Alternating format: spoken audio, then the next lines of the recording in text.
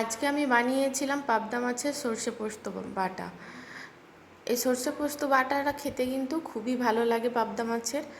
আপনারা বাড়িতে একবার হলেও এই রেসিপিটা বানিয়ে দেখবেন। আশা করছি আপনাদেরও পছন্দ হবে।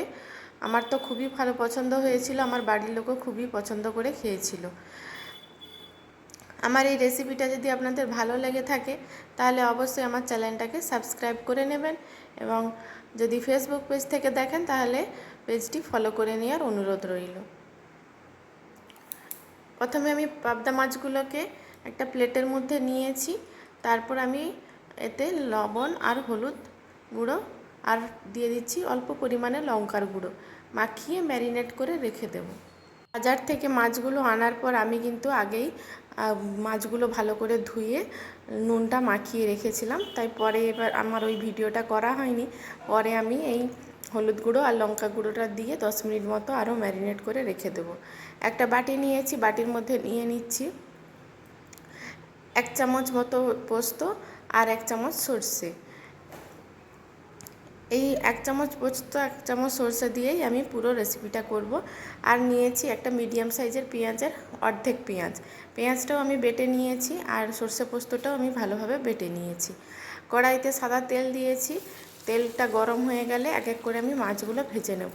এই মাছগুলো কিন্তু খুব ফেটে মানে তেল এসে গায়ের মধ্যে পড়ে, তাই এগুলো কিন্তু সাবধানে ঢাকা দিয়ে ভাজা করতে হবে। ভালোভাবে দুদিকটা লাল লাল করে ভেজে নিতে হবে। মাছগুলো আমার ভাজা হয়ে গেছে, আমি এবার মাছগুলো তুলে নেব। এইভাবে আমার যে বাকি মাছগুলো আছে সেগুলো আমি আবার ভাজা করে নেব একই পদ্ধতিতে। এগুলো কিন্তু আমি ঢাকা দিয়েই ভাজা করেছিলাম, তাও একটা মাছ ফেটে কিন্তু এসে মানে তেলটা আমার হাতেই পড়ে গিয়েছিল।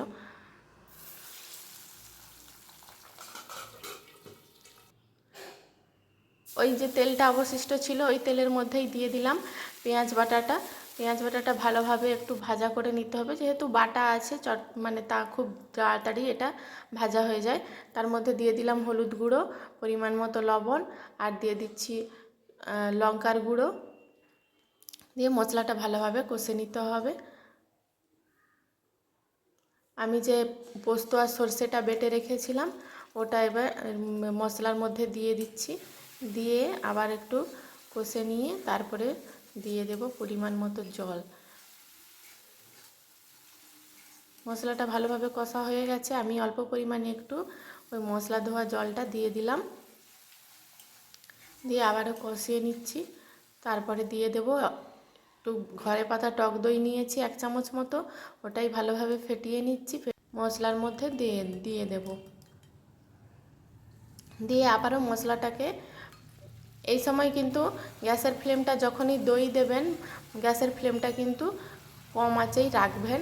মানে এটা যদি খুব বেশি আঁচে দেওয়া থাকে তাহলে কিন্তু দইটা ফেটে যাওয়ার সম্ভাবনা থাকে, তাই অল্প আঁচে দিয়েই দইটাকে ভালোভাবে কষিয়ে নিয়ে একটু তারপরে দিয়ে দিচ্ছি পরিমাণ মতো জলটা দিয়ে তারপরে যখন ঝোলটা ফুটে উঠেছে তখন আমি মাছগুলো দিয়ে দিচ্ছি। মাছগুলো দিয়ে ঢাকা দিয়ে দেব 2 মিনিট মতো। আমি তখন চিনিটা দিতে ভুলে গেছিলাম, তাই আমি ঝোলের মধ্যেই অল্প পরিমাণে চিনিটা টেস্টের ব্যালেন্সের জন্য দিয়ে দিয়েছি। তারপর ঝোলটা আমার ভালোভাবে 2 মিনিট ফুটে গেছে, আমি গ্যাসের ফ্লেমটা বন্ধ করে দিয়েছি। দেখুন দেখতে কতটা সুন্দর হয়েছে, কালারটাও যেমন সুন্দর হয়েছিল, খেতেও কিন্তু অপূর্ব সুন্দর হয়েছে। রেসিপিটা ভালো লাগলে লাইক কমেন্ট শেয়ার করবেন। ভালো থাকবেন, সুস্থ থাকবেন।